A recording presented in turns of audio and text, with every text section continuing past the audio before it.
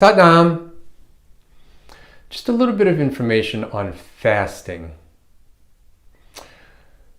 Our bodies sometimes need a break from digestion, in the same way that you need a break from your life. I've heard people say, hey, I just need a vacation from my own life. And sometimes our bodies need that too. They just need a break of just digesting food. So sometimes you go on a fast. Whether you do it for just even the intermittent fasting today is actually a great way to start, by the way. If you have never really tried fasting, try fasting intermittently.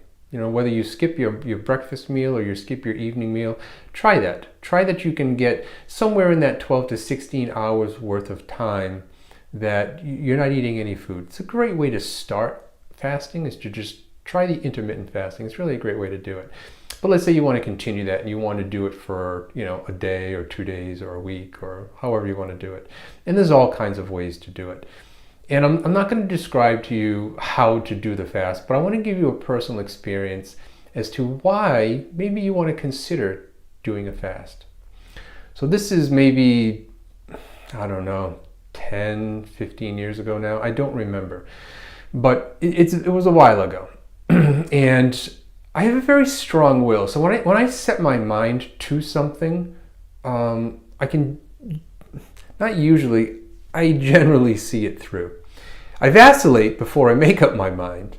I can do a lot of vacillating. God knows I can. But once my mind is set, my will's pretty strong that I can kind of see it through. So I said to myself, 1 week. I'm going to go 1 week without eating food. So I go on, day one, I'm like, oof, I'm kind of hungry. And then day 2 goes, day 3. And anyway, I get to about day 4. And it's manageable. I'm hungry, but in a different kind of a way.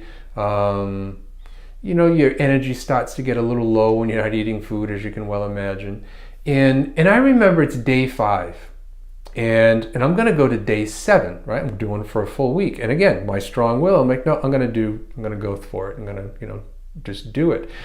And then somewhere in the evening of day 5, I just had this feeling like, I'm like, you know what? No, I'm done. Now, normally, I wouldn't allow myself to take off those 2 extra days. I'd be like, nope, I said 7, it's going to be 7. But I did. So I remember leaving work, and this was late. It was like 7:30, something like that. I'm leaving work, and I'm like, okay, yeah, I'm going to break the fast. Yeah, definitely.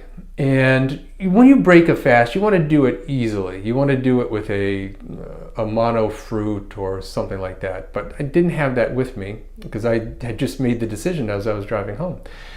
And all of a sudden, I'm going by a Japanese restaurant.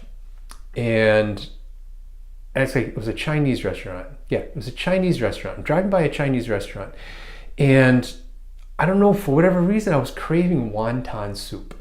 I don't even like wonton soup, but I was craving wonton soup. So anyway, so I pull in and I go inside and I order just a bowl of wonton soup. I get it to go. So I get it after a few minutes and I'm sitting in the car. And I don't know why, but the temperature of that soup, or I find like the soups that you get in a Chinese restaurant, it's like the temperature of the sun. It's ridiculous. It's so hot. You can't drink it, right? It's like, it's so scalding. So I remember bringing it up to my mouth. And of course, you see all the steam coming up. And I just touched it with the tip of my tongue because I know it's hot. I can feel that it's hot. I touched it with the tip of my tongue and I'm like, oof, that's hot. And I'm like, oh, I can't drink that yet. But it was in that instance, just that one little drop that hit my tongue, I immediately, from that one little drop, and I mean this from a physical sensation, I could feel the nourishment from that one little tiny little drop. I could feel it running through my body. And to this moment, even as I'm describing it to you, I can taste every nuance of what was in that drop. I can just taste it. I can still taste it. And it was an amazing experience for me. It was the first time in my life that I've ever been thankful for food. And don't get me wrong, I've said grace at Thanksgiving, I've said grace before meals, but I mean truly thankful. It was a visceral, emotional experience. And it nearly brought me to tears. That's how grateful I was for that one little tiny drop of nourishment, because I could feel it fueling me. And I could be ever so grateful for what it was doing for me. Just that one little tiny drop. So what does fasting do? Fasting creates a void. The larger the void, the less it takes for that void to have something in it. So if you think about your life, if you've been void of friendship, if you've been void of love, if you've been void of health, if you've been void of finances, whatever it is that you've been void of, please understand and please start to recognize that the tiniest little smile from somebody walking down the street, if you don't have any friends, can fill that void. But you need to pay attention to it. That tiniest little bit of love that you haven't received, you can get that from somebody saying something kind to you. You just need to pay attention to it. So fasting, very good for your body.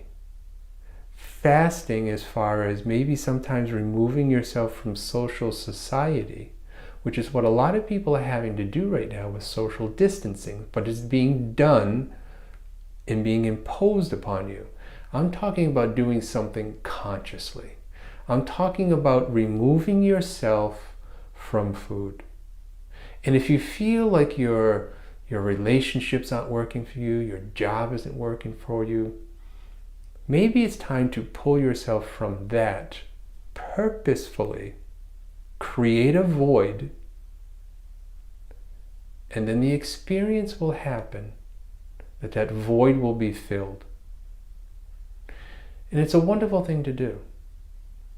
And again, yogis look at things not just from a pure physical point of view, because everything is so much more than just physical. Though I think we can all agree that we have a body. We have a body, and this body we see, we hear, we taste, we smell, we touch. We understand our world through our body. And it is through what yogis call the intuition that you start to understand how all of those sensations come together to create an elevated you.